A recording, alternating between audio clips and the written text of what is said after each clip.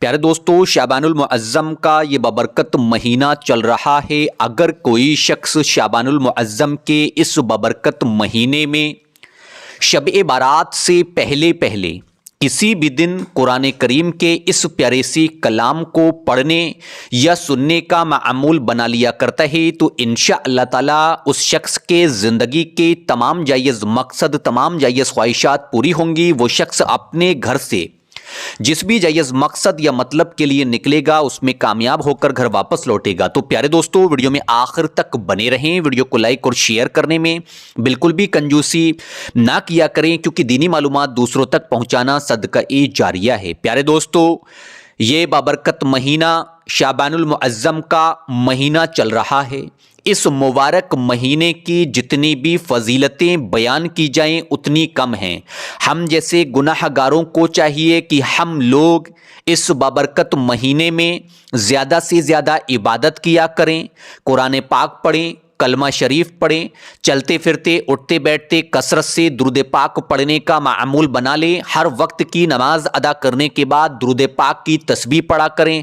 ہر وقت کی نماز ادا کرنے کے بعد توبہ استغفار کی تسبیح پڑھا کریں۔ جب بھی خالی بیٹھا ہوا کریں تو اس وقت کثرت سے درود پاک پڑھا کریں، کثرت سے توبہ استغفار کی تسبیح پڑھا کریں۔ اللہ تبارک تعالیٰ سے اپنے گناہوں کی توبہ کیا کریں، کیونکہ پیارے دوستو ہم لوگ بہت ہی خوش نصیب ہیں جو ہم لوگوں کو شعبان المعظم کا یہ بابرکت مہینہ نصیب ہوا۔ تو پیارے دوستو، شب بارات سے پہلے آپ لوگ قرآن کریم کے اس پیارے سے کلام، اللہ تبارک تعالیٰ کے پسندیدہ کلام کو کم سے کم 3 دن تک پڑھنے کا معمول بنا لیں۔ پیارے دوستو، اگر ایسا کر لیا تو انشاءاللہ تعالی آپ لوگ دنیا جہان کی تمام طرح کی پریشانیوں سے، بلاؤں سے، مصیبتوں سے، دکھ تکلیفوں سے محفوظ رہیں گے۔ اللہ تبارک تعالیٰ آپ لوگوں کو ایسی جگہ سے اتنا رزق، اتنی مال و دولت عطا کرے گا جو آپ نے کبھی سوچا بھی نہ ہوگا۔ آگے آنے والی تمام طرح کی رکاوٹوں سے محفوظ رہو گے۔ رکاوٹیں اگر زندگی میں چل رہی ہوں گی تو ختم ہو جائیں گی۔ اگر کوئی شخص آپ کے پیچھے پڑا ہوا ہے، کوئی دشمن ہے، جادو ٹونا، نظر بد، حسد کی وجہ سے پریشان ہو تو انشاءاللہ تعالی وہ تمام طرح کی پریشانیاں بھی حل ہوں گی۔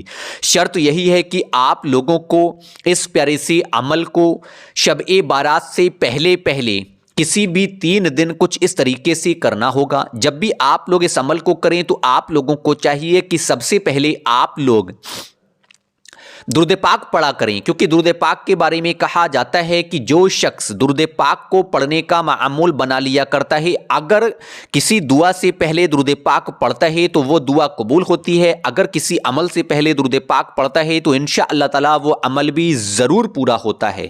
تو آپ لوگ یہ معمول بنا لیں کہ زندگی میں جب بھی کوئی عمل کریں، کوئی وظائف کریں تو اس سے پہلے درود پاک ضرور پڑھا کریں۔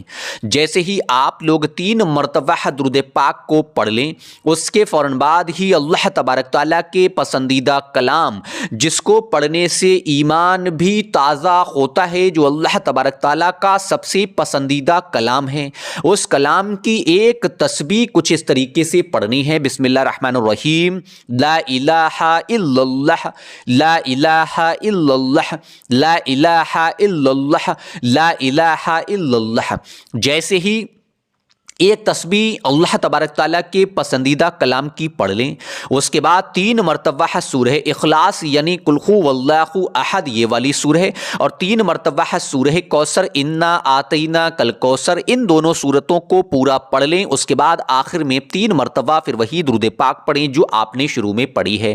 پیارے دوستو، ابھی عمل پورا نہیں ہوا ہے، آپ لوگ اطمینان سے ایسے ہی بیٹھے رہیں، کسی بھی شخص سے کسی بھی طرح کی کوئی بات چیت نہ کریں۔ جیسے ہی عمل کو اس طریقے سے کر لیں، اس کے فوراً بعد ہی بنا کسی شخص سے بات چیت کیے ہوئے آپ لوگوں کو ایک تسبیح کم سے کم توبہ استغفار کی پڑھنی ہے۔ جو بھی توبہ استغفار یاد ہو آپ لوگ پڑھ لیں۔ مثلا سب سے چھوٹی توبہ استغفار استغفر اللہ استغفر اللہ استغفر اللہ، اگر یہ یاد ہے تو یہ پڑھ لیں۔ بڑی توبہ استغفار استغفر اللہ ربی من کل ذنب واتوب الیہ، یہ یاد ہے تو آپ لوگ اس کو پڑھ لیں۔ جیسے ہی توبہ استغفار کی تسبیح کو پڑھ لیں، اب ہو گیا عمل پورا۔